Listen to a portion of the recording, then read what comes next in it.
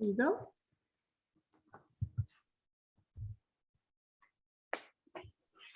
Welcome. This morning, this afternoon, depending on where you are, the topic for today, as I've called it, is why can't I be both? Looking at some best practices for best fit type. And so at the end of this session, my hope for all of you is that you will be better able to, one, appreciate the underlying assumptions behind best fit type and something a little bit about the completion of self-report instruments. Identify some common reasons for people's reported types to differ from true or best fit type. Apply a variety of methods, and I'm guessing that we'll generate some ones in addition to what I've thought of already to help clients and perhaps yourself. I noticed, Anders, that you put X and FP for yourself. And finally, and I always like to have a attitudinal objective to be able to commit to a client-centered approach that addresses client doubts and reaffirms that they are the best, and I would argue the only judge of true type. So with those 4 pieces in mind, there'll be basically 4 sections to this session. Off we go. So starting off with a very brief case study. When talking about her preferences, Lois insists she is both an extrovert and an introvert because she is so socially skilled and loves reading. So take a moment and think about what are the assumptions or beliefs that might lie behind Lois's conviction, and post the thoughts you have in the chat.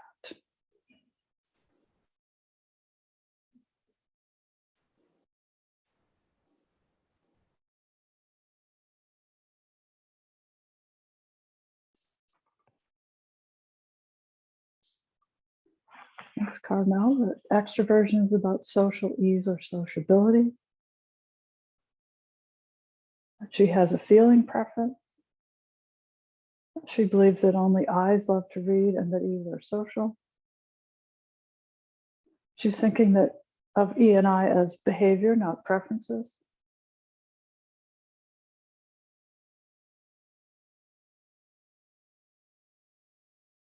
She believes her social interaction is what makes her an E or an I, that all introverts love to read.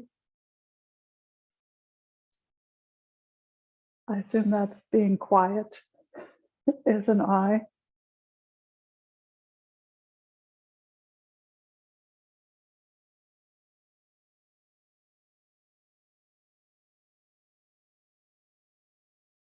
Okay, so I think all of those things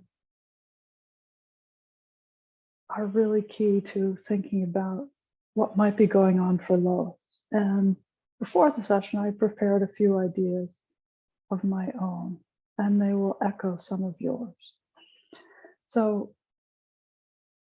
it's about preference. It's not about ability. So when you're working with clients and they tell you something like Lois did, that because of this, because of that, it's important to emphasize that type tools tend to sort people by preferences. They do not measure abilities. And so being socially skilled can certainly be measured in some way, but extroversion is not a measure that allows you to say whether someone is socially skilled or not. And indeed, I think we've all met people with a preference for extroversion who were less socially skilled than some of our friends or colleagues with a preference for introversion. So I think, David, you were the one who mentioned that type's not about behavior. And so again, because it's what you prefer rather than how you behave, you need to let clients know and help them to understand that. Okay. Why is it not taking us forward? So it's also a both and not an either or. So it can be helpful to explain that, of course, we all do both sides of each preference. And we do that when the situation demands it. So if you're trapped on a desert island or you're at home because it's COVID-19, you might engage in a lot more reading, because as a somewhat more introverted behavior, that's one that suits the situation that you find yourself in. And you may, as someone with a preference for introversion, make a decision to do more socializing by reaching out to people via media like this than you would have otherwise, because in general, there's just less contact. So we move in a direction that fits what the situation demands. We are not an extreme caricature, one-sided necessarily. Of course, we can be, but type does not demand that of us. Oh, that's an interesting thought, and very true, David, that people can conflate confidence with a preference for extroversion and see that someone's external sense of themselves is telling you something about type, as opposed to just telling you about their level of confidence.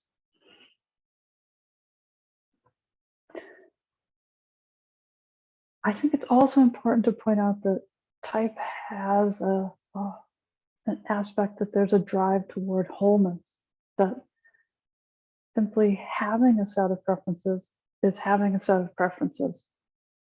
It does not mean a negation of or rejection of other preferences. And we've had a lot of sessions that address this so far in our conference, where, in fact, helping people to see that type is not a reductive force when used correctly can really be enlivening and enriching.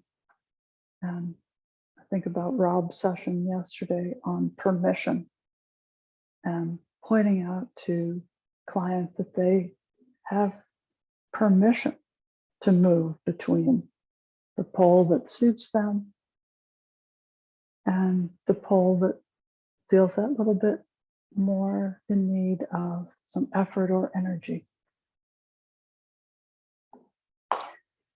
And there's also another sense of holistic, in that Lois was talking about some behaviors, and we don't want to think just about who you are at work or who you are at home, but someone who has a set of characteristics about them that are independent of setting. Because in a lot of settings we're in, we need to fit that setting, and we may not be able to structure it exactly as we would like to be completely in tune with all of our preferences.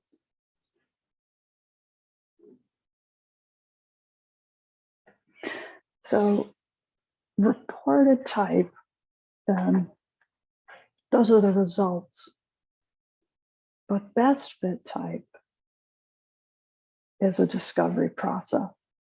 And as a process, it's also something that can be derailed. So why might reported type differ from best fit type? Let's just take a moment, and I'd like you to put some of your ideas about this into chat.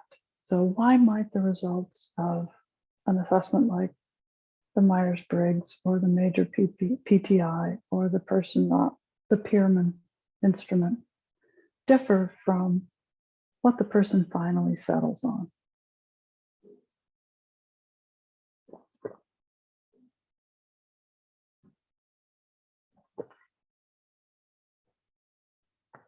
Mindset while taking it, pressure from family of origin, choices influenced by who one is at work, influenced by the family growing up, environmental biases such as upbringing, what you studied. I'm guessing that might be trauma, because Traum, I thought, dream, that's an interesting idea. Wanting to become someone else, peer pressure, work pressure, replying how one sees oneself, one would like to be, thinking it's best to be one way through what is perceived of being as being more okay.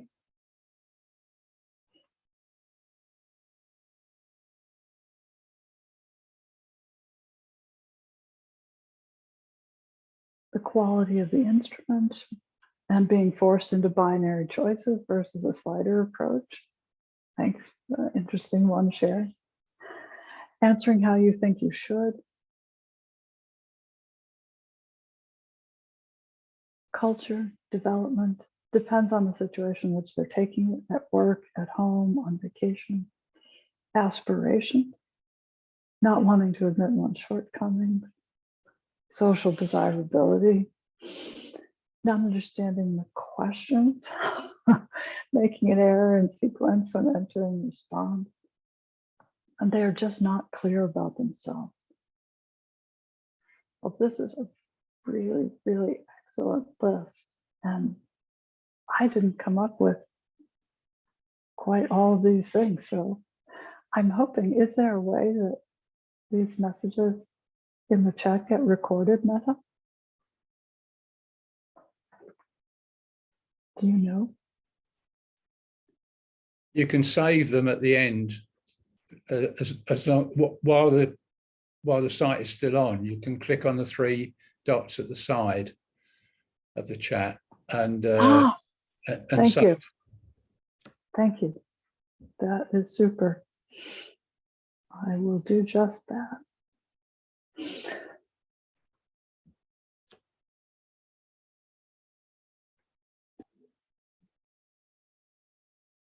Okay, so one of the things that did come up were the effects of background or identity on reported type. So when taking any kind of an assessment, the client may respond in a manner that reflects what is esteemed in family, in their culture, other aspects of their background, rather than what's personally meaningful, important, their attitudes and values. I'm wondering if there's, taking an indicator in the second language. So I have a short case study, and I wonder if there is anybody in our group who has had a similar experience. Tyrell says he can't possibly be a feeling type because men are supposed to be tough.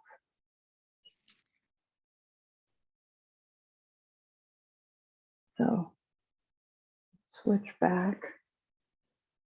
Well, I'm now looking at all of you on the screen. Can you all see each other?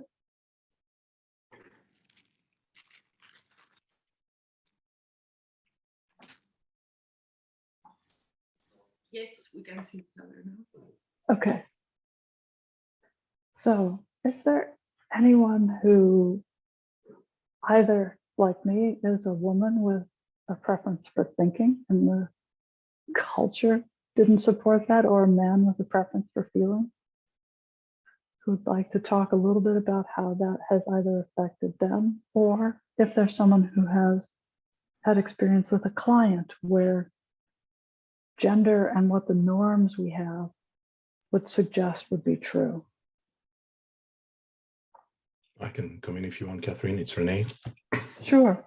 So I have a nice preference, and but you know, for me it was more about values.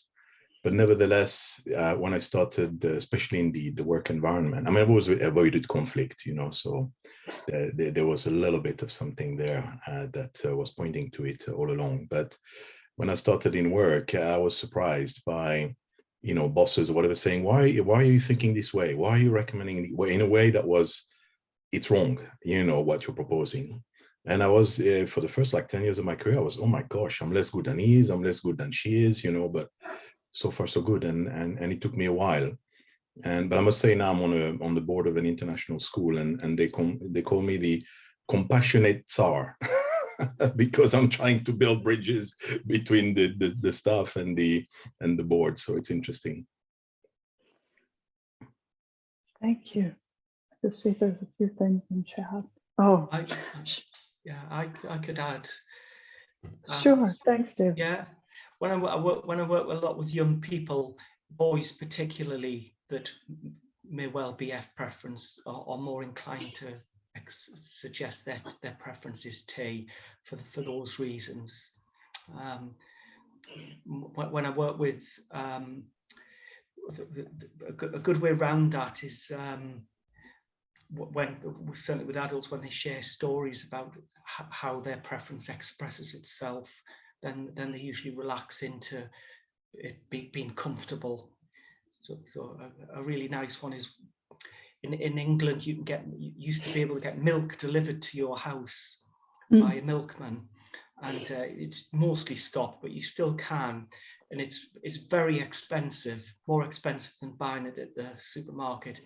And often on courses, F preferences will say they continue to have milk delivered because they can't bear to tell the milkman that that they want to stop. And when stories like that come out, people then are usually much more comfortable at accepting it. Thank you.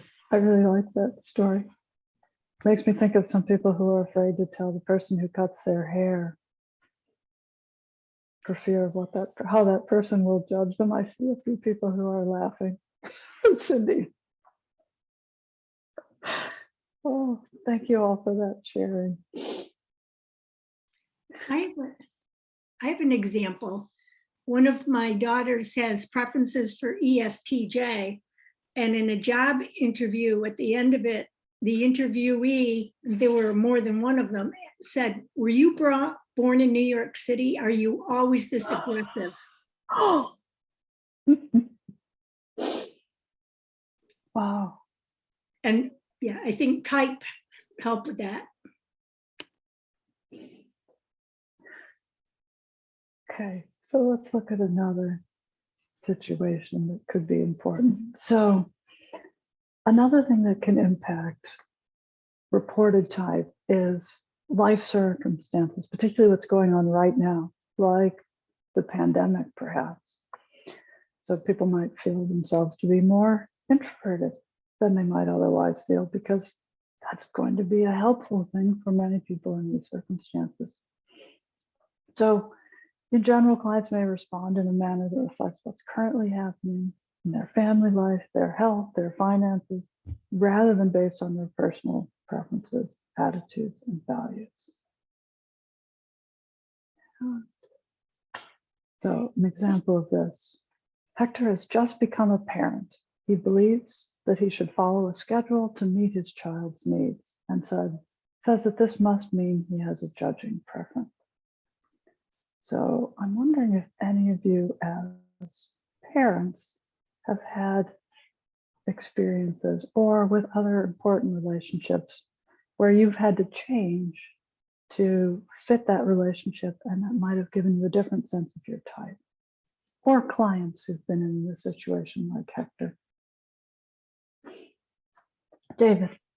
Yeah, one of the nicest things that ever happened on a course was a woman came up in the break, and she said she reported as a J preference, but she realized that she was a P preference, and she said because she was a single parent, she had 2 autistic boys that were in their teens, she had to be J for most of her the length of the time she could remember in her life. She couldn't remember, and she was crying as she was telling me, because she said, this has just made me realize what I've been doing for the last 15 years or so, and it's not me, and now I realize it. So it was really powerful the roles that we have to play can really make us believe we're something we're not.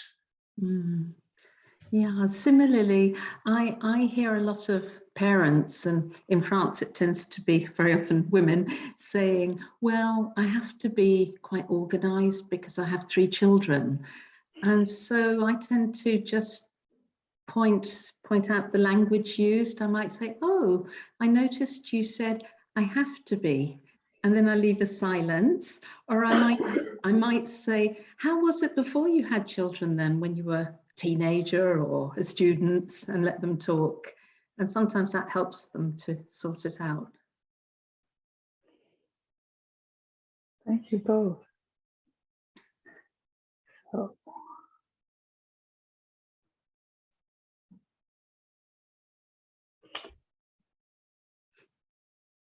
So we also were talking a little bit about the effects, and people put in the chat, of work roles on reported type. So clients who are in their work setting or in their workday mindset may respond to an instrument in a manner that reflects what's esteemed in that workplace. Again, rather than their personal preference, attitudes, or values. So Ming explains that she spends a lot of time meeting with people in her team role and believes that this must mean that she's an extrovert. And I think I've also run into a lot of people with a preference for feeling who've said, well, I have so many friends. I wonder if that must mean that I am an extrovert. So does this example ring bells with anyone? Cindy. I once had a workshop with a construction crew. And the reported types, I think there were 90% ESTJ. So if you think about construction, it's all about scheduling and project planning and etc. So we did a best fit type exercise, and sure enough, people started realizing that their role influenced their reported type. It was really quite interesting. Yeah. Other examples, Sharon. One thing is that I was saying is to piggyback on what Carmel was just saying, is that when somebody says I have to or I make myself, I said, make sure you're giving yourself credit for all the work you're putting into this, that for somebody else with whom that it comes so natural to them, it's easier. But you're working so hard at this, and you should acknowledge the fact that you are doing that. That's an important thing, recognition that to get certain things done or to show up a certain way, and give yourself a big pat on the back for that. So I think when they realize the effort they put into it, they feel much better about the fact that it's harder. I like that. That's a great example. Thanks, Sharon.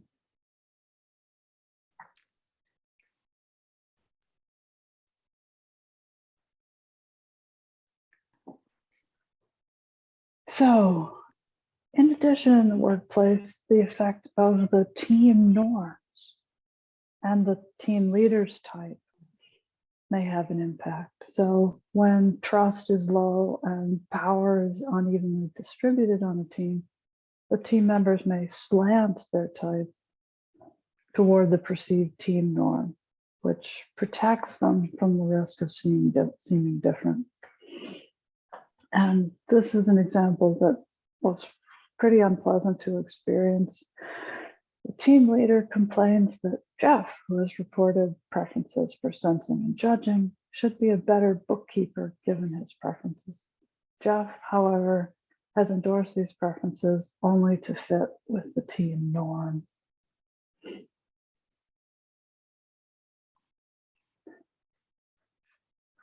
Has anyone experienced a scenario like this, either themselves or in their clients?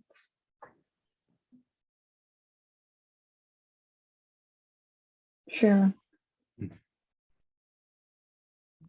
I think about the fact that for 15 years, I worked with the Internal Revenue Service. And I just realized just now that my type is not on my profile, but I'm an ENFP. And when I first took MBTI within this group, I was horrified because I could tell that there was something different. And so I immediately made myself try to conform because I hated seeing different. And I felt like I was truly the weird one in the group. Jim, I think you had something you wanted to share. Oh, not quite. Yeah. There's something in team development work in the early stages of team development of wanting to conform,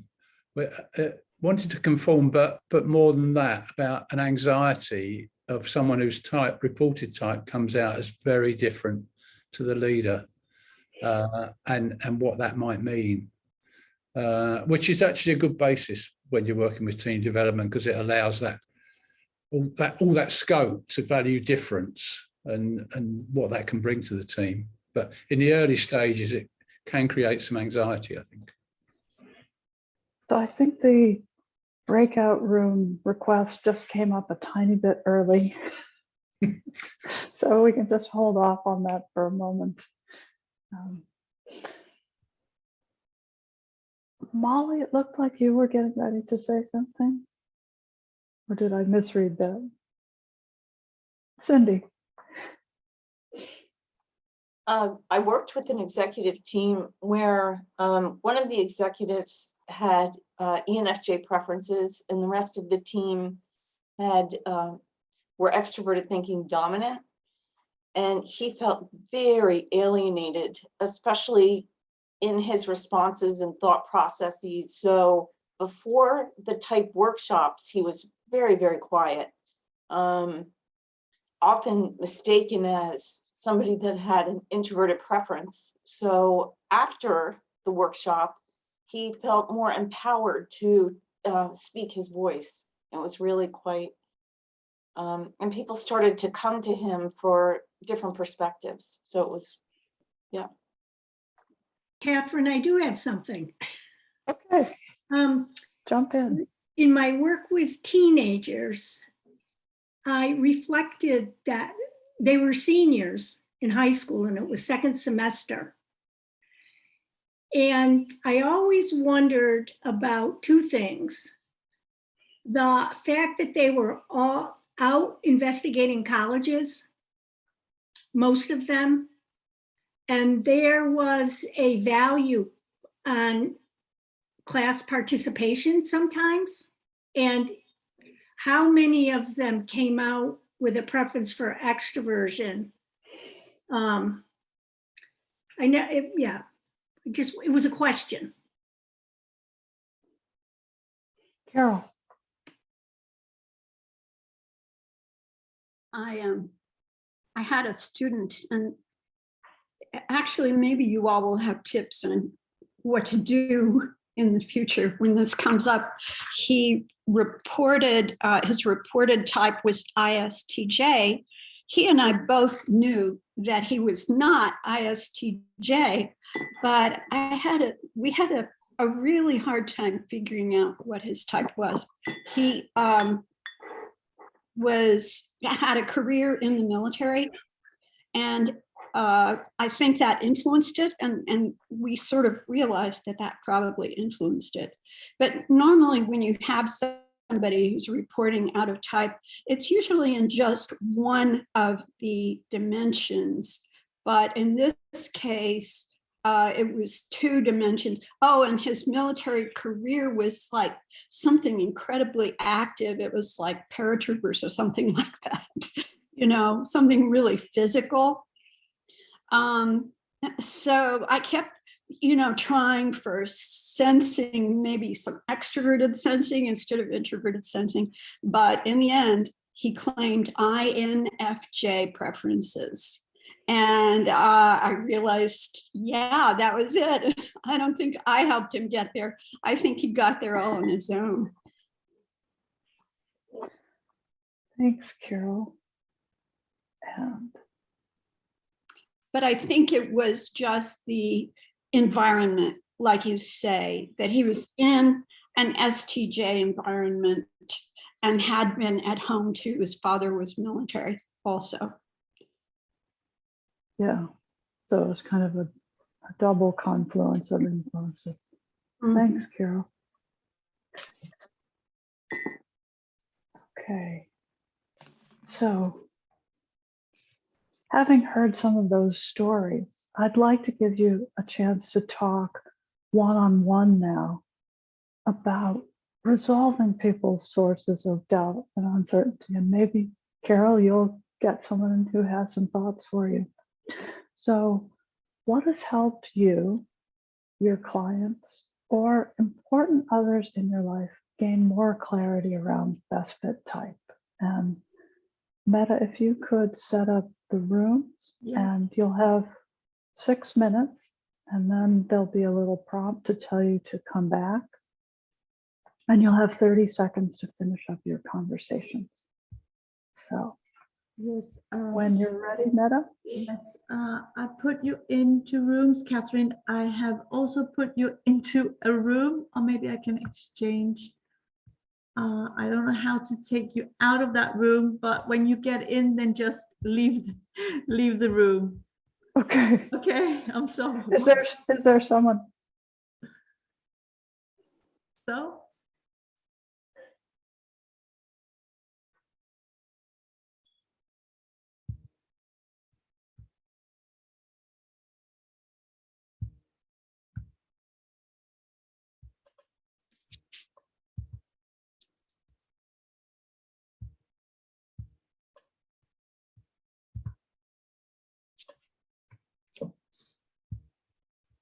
so.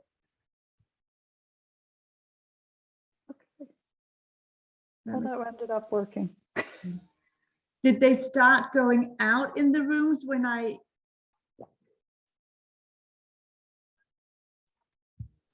Because I made the rooms. Now I have, oh, well, Cindy, I have to move her to room 7.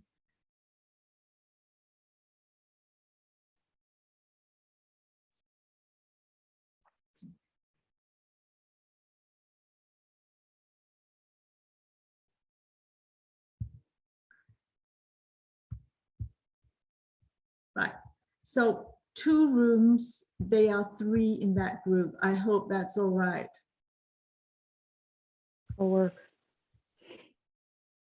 Mostly, I mean, probably too late to move them in together. Yes, yes.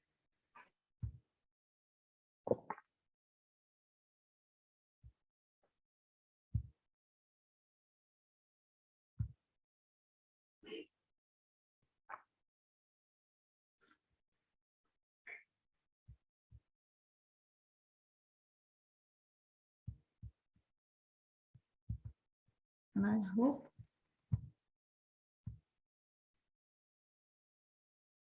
you're supposed to join.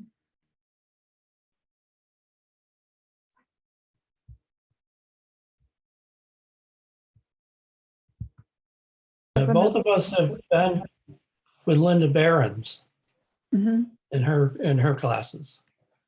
So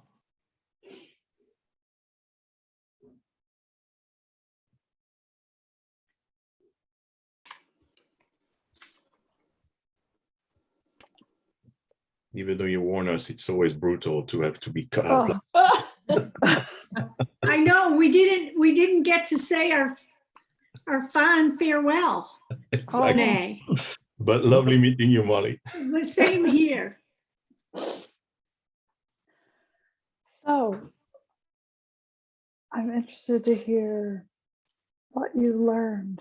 Could a couple people jump in with some of the thoughts? And maybe Carol, could you start off? Did you get any help with your issue of how to think about your student?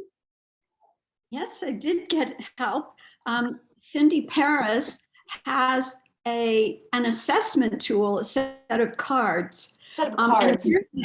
apparently, Katherine, you helped her edit those cards. So I know that those are valuable because both of you know type and the 8 functions so well that they're bound to be really good. And the problem with so much that's out on the internet as source material is you just don't know who the source is, if the people who developed it knew examples of every type or not. But so with that kind of backing, you know, now all I have to do is persuade Pacifica to pay for it. Which you know well, you taught at Pacifica also. Yeah. Okay, well, I'm just sensitive to the time, and I actually wanted to do a little blurb for Cindy's cards in a moment. So we'll go back to my PowerPoint.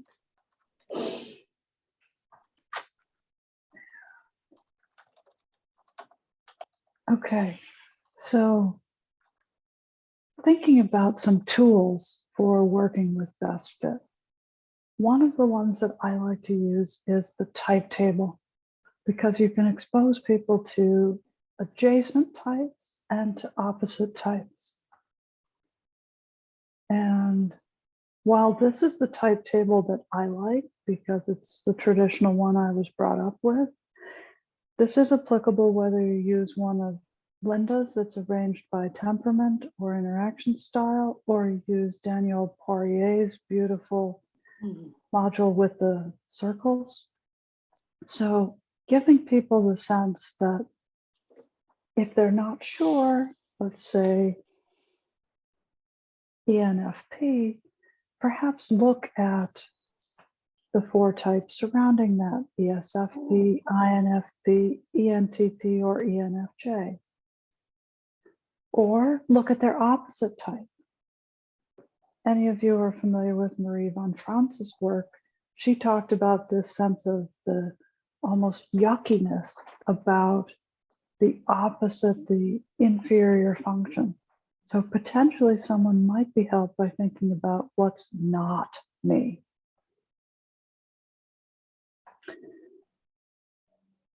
Another thing is to use a type lens. So I'll be giving you some examples of the dynamics of type and an essential motivators or temperaments example. And for this, I'm going to use some material of mine, but I'd like to urge you to think about using this with whatever your favorite resources are. So they might be Cindy's cards, Susan Nash's cards, Katherine Hirsh's cards, Sue Blair's cards, just to name 4 really great people who've developed material on this conference with us. So, for example, if someone's hung up on E or I, rather than focusing on trying to tease apart that preference, give them 2 different types to look at and information about those whole types. So ISFP, dominant feeling, give me purpose. Someone with these preferences tend to worry that values will not be respected, and they want to be seen as cooperative. Alternatively, someone with ESFP preferences is a sensing dominant. They're more likely to say, give me the facts, to worry that details will be overlooked, and they want to be seen as pragmatic. This is a much richer discussion around what type would be about than trying to tease apart E and I. Similarly, rather than focusing on J or P, look at the dominant function. So ENTP, that's the intuitive dominant, thinking about give me possibilities. Tend to worry that creativity will be stifled and want to be seen as imaginative. Yeah. Alternative possible type, ENTJ, the thinking dominant. They might say, give me reasons, and worry that logical principles will not be upheld.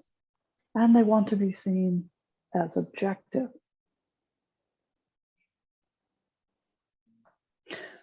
Thank you, Cindy.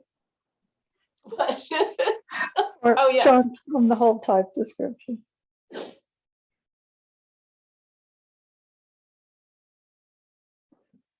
Sorry, gotten ahead of myself. So then there's a temperament example. So thinking about, rather than the sensing or intuition preference, you might look at temperament. So the ISFP improviser, make it fun. They can be counted on to be adaptable. They tend to exhibit playfulness, to improvise and troubleshoot. Their counterpart in the catalyst world, the INFP, want to make it meaningful. They could be counted on to be imaginative, to convey understanding, to motivate, and to advocate.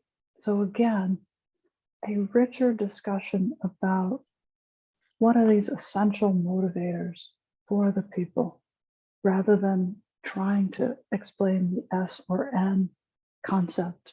And I think an additional benefit of this is it stops people from getting too hung up by the letter codes. Because I'm pretty sure all of you have had people who said, well, yeah, I took that a few years ago and I was the ESPN. And if you spend your time working on trying to help them with preferences, you may be playing into the prejudice that each of those atoms of the preference are the important part, when really what we'd like people to do is to get to that richer whole type. Catherine, Cindy's asking if this material is in your book on decision making. It is not the way to use it that I'm talking about now, but this is material taken directly from that Introduction to Type and Decision Making. So now to switch into a bit more prescriptive. So I want to encourage you as you're out in the world to make your interpretations, whether they're with individuals or groups, client-centered. And by that, I mean to try and make your agenda the client's agenda. So normalize the questioning process for clients. Remind clients that confusion does not mean anything is wrong with them or with the type tool or process you're using. These are not the most straightforward concepts in the world.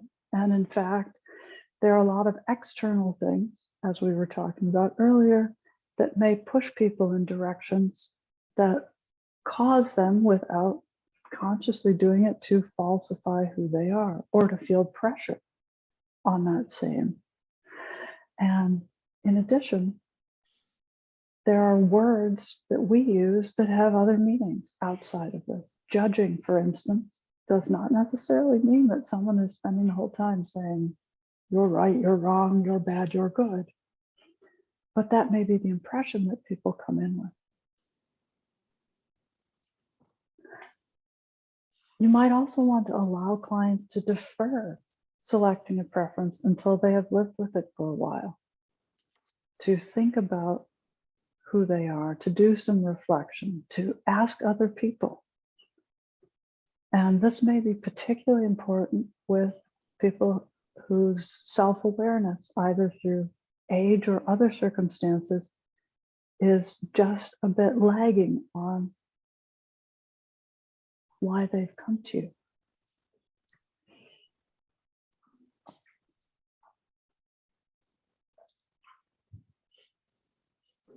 Stress that a person's psychological type should be regarded as a working hypothesis.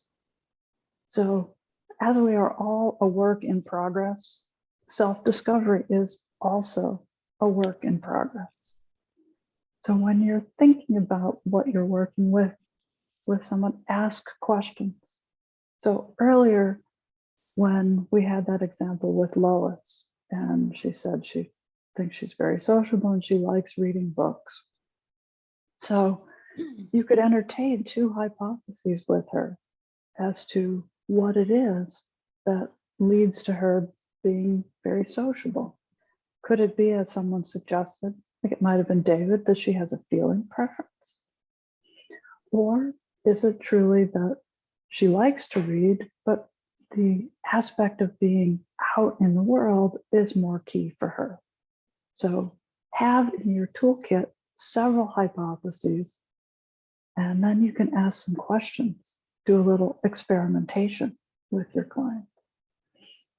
Let me just take a look here in chat. Oh, maybe there's best fit, best-ish fit, and best-est fit. Aha. And Molly's suggesting a helpful clarifying method is to have the client read the last paragraph on the effects of stress of a few types. I use Looking at Type the Fundamentals. It's from Charles Martin. I do like that book too. Thanks, Molly. The next thing I'd like to urge you to do is to accept some uncertainty. Some clients simply may not need to have a 4-letter type to feel they have benefited from learning about type.